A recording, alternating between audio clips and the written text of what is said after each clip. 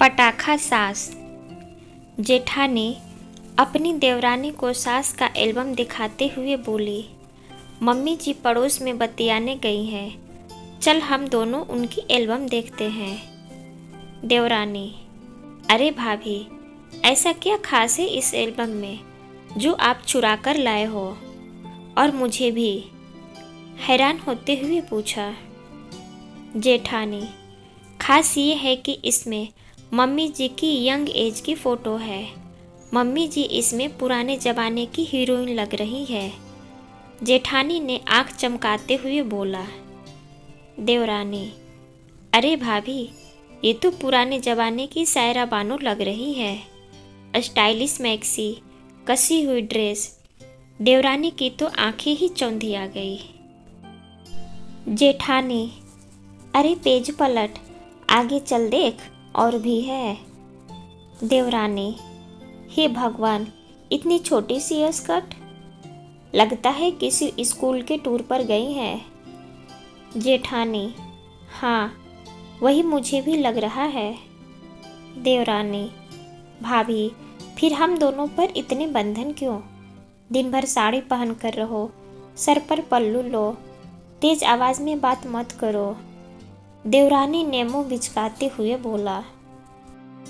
जेठानी, मैंने तो सोच लिया है, अब जो मन में आएगा वही पहनूंगी। अपने ज़माने में तो पटाखा बनकर रहती थी और हमें मुरझाई हुई फुलझड़ी बनाकर रखना चाहती है। आज से साड़ी वाड़ी बंद। जेठानी ने तमतमाते हुए बोला। देवरानी, ठीक है दीदी, मैं भी यही करूँगी।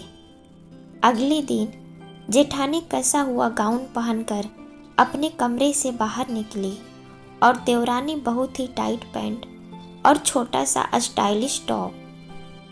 सास ने देखा तो त्योरियां चढ़ा ली। क्यों रे बहुओ, ये क्या अधर्म मचा रखा है? लाज मर गई है तुम दोनों की आंखों से।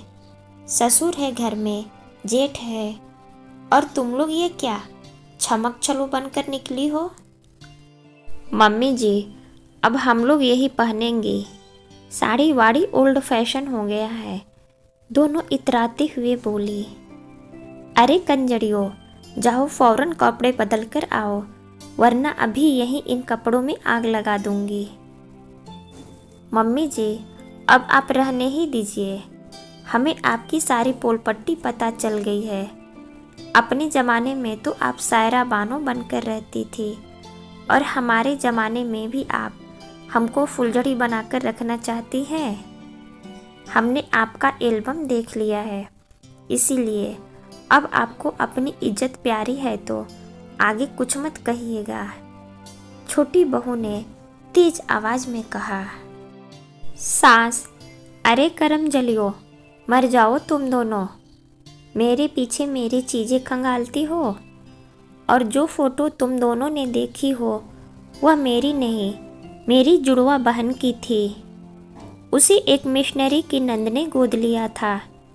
पिताजी की आर्थिक स्थिति अच्छी नहीं थी।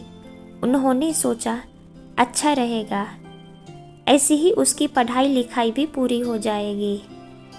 जुड़वा बहन वाली कहानी सुनकर दोनों बहुओं का मुंह उतर गया। दोनों हारे हुए योद्धा की तरह वापस अपने कमरे में कपड़े बदलने चली गई। इधर सास भी अपने कमरे में पहुंची। ससुर ने पूछा, इतनी सुबह सुबह तेज आवाज में सत्यनारायण की कथा किसको सुना रही थी? सास, अरे वो कुछ नहीं, बहुएं हाथ से निकली जा रही है। मेरी शादी से पहले की कुछ फ़ोटो इनके हाथ लग गई थी। अब कहाँ मेरा मायका बड़ा शहर में था तो सब चलता था, कहाँ ये छोटा सा पहाड़ी कस्बा चली थी मेरी बराबरी करने। नाक कटाकर रख देगी रिश्तेदारी में दोनों। बस कुछ नहीं, इनके पंख कतर कर आ रही हूँ। सास ने मुंह दबाकर हंसते हुए कहा। आशा करती हूँ यह छोटी सी कहानी आपको ज़रूर पसंद आई होगी। चैनल पर नए हैं तो चैनल को सब्सक्राइब करें। कहानी सुनने के लिए आपका बहुत बहुत धन्यवाद।